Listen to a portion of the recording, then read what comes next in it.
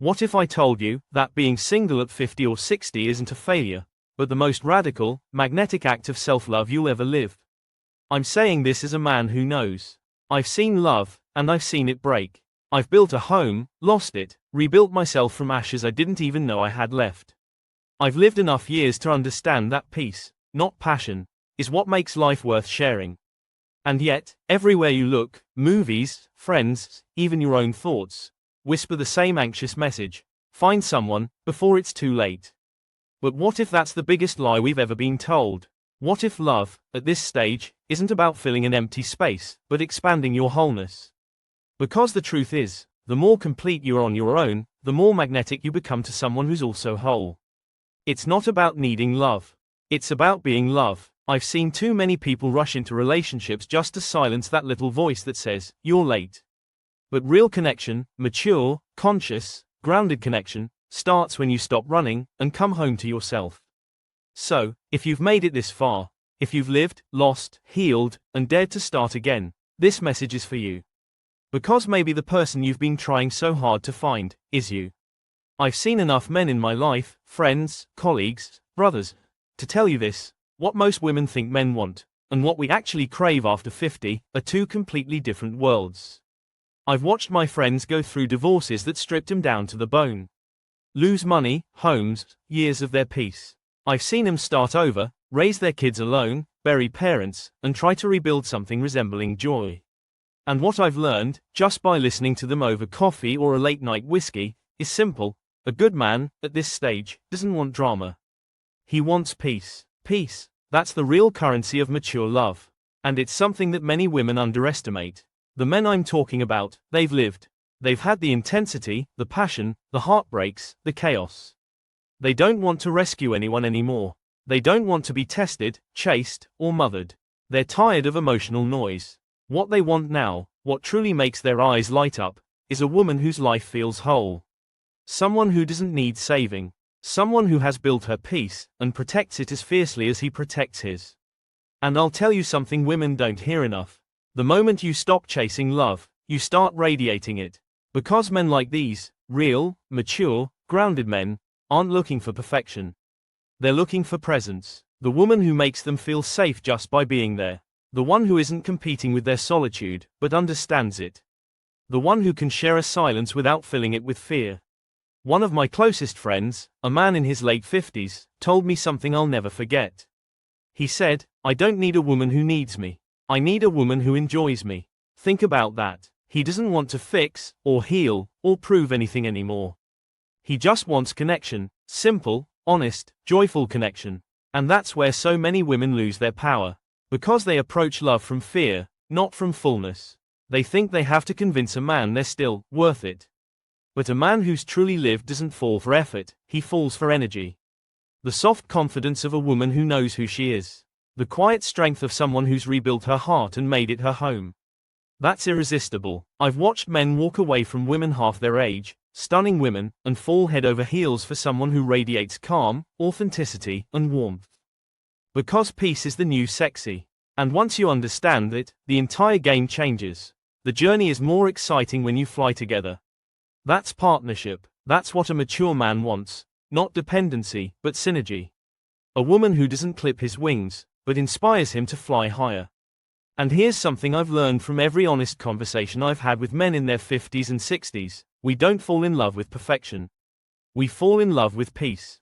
The peace of a woman who knows who she is, who stopped apologizing for her depth, her needs, her intensity. The peace of a woman who no longer negotiates her worth. That's the kind of peace that makes a man stop, listen, and think. This is different.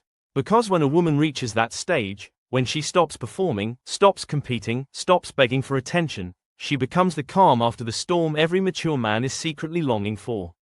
She doesn't need validation, she gives it. She doesn't chase, she attracts. And that's what younger women can't imitate. They can mimic the look, the laughter, the style, but they can't fake peace. Peace is something you earn, through pain, loss, and rebuilding. And that's the kind of beauty that stops men in their tracks. So if you're listening to this and you've been told that love has passed you by, that your window has closed, let me be the voice that says, they lied to you. You are not running out of time. You're just running out of patience for shallow love. The season you're in right now, this chapter of your life, is where your real power begins. The power of discernment. The power to say no without guilt. The power to choose presence over panic. That's the kind of energy that turns a woman from someone available into someone unforgettable. And if there's one thing I want every woman listening to remember, it's this: you are not behind. You are becoming. You're not late to love, you're just finally on time for real love. And the moment you start living like you're already whole, that's when everything, including the right kind of man, begins to align. Because men who have lived, they recognize women who have lived. They recognize the same kind of scars, the same kind of growth, the same quiet strength. And that, right there, that mutual recognition, is where mature love begins. So if you're single at 50, or 60, or any age, stop apologizing for it. You are not waiting to be chosen. You are choosing the life you want to live. You're not on the market. You're on your mission. And when a man like Mark meets a woman like you, one who's at peace with herself, lit up by her own vitality, that's when he knows he's finally found something worth building again. Not a rescue, a partnership, not a fairy tale, a reality, not another round of emotional chaos, but the rare kind of calm that only comes when two complete people decide to share the sky. And that is the real revolution of love after 50. The view is more beautiful when two planes fly side by side. They glide in formation, not to depend, but to dance in the same sky.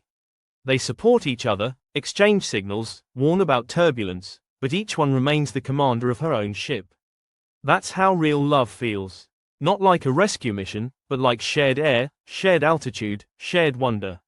Attraction doesn't come from need, it comes from mutual admiration. He doesn't fall in love because you're drowning. He falls in love with the majesty of your flight. That's the turning point, the exact second where everything changes.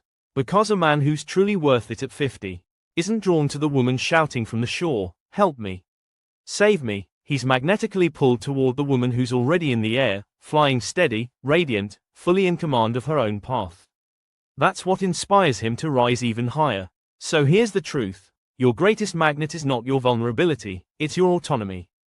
It's your wholeness. It's that quiet power that says, "My wings are strong. I'm already flying." When your energy feels that free, the very idea of being rescued feels almost insulting. You don't want someone to save you. You want someone who can fly with you. So let me ask you, have you really understood the difference between being a rescue project and being a flight companion? Because that's the moment everything shifts. And now comes the practical part. Because inspiration alone won't lift you off the ground. How do you build those wings?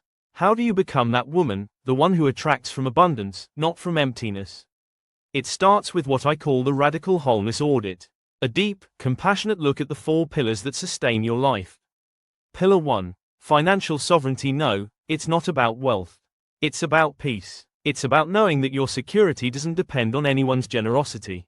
It's about a man feeling, without you saying a word, that you're with him because you want to be, not because you have to be. You track your money. You save, even if it's small. You generate income that reflects your creativity and independence. A mature man doesn't want someone to carry, he wants someone to build with. And financial independence isn't just safety, it's sensual. It's the kind of power that whispers, "I'm grounded. I'm free." Pillar 2. Your zone of passion. What lights you up? What makes time disappear when you're doing it? That's not a hobby, it's your life force.